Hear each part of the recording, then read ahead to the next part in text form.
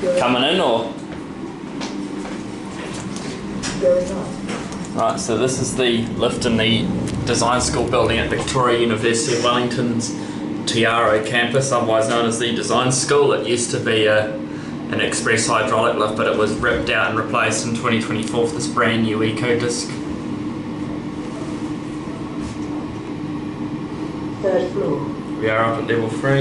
It's got that voice. See up here it has a cage lift shaft. Don't close on me doors. 26 persons or 2,000 kgs.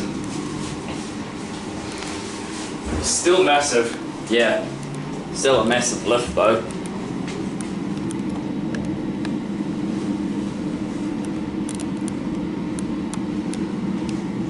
Floor 0. And we won't go up, but just for us to see. Yeah, alright. And you can see that with the old machine, Yeah. it's clearly no longer used. There it goes, and that's it. We can watch it go up. There it goes. So much faster. Jeez.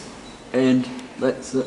That's where the old motoring was, but it's no longer in use because this lift's now an MRL traction, not a hydraulic.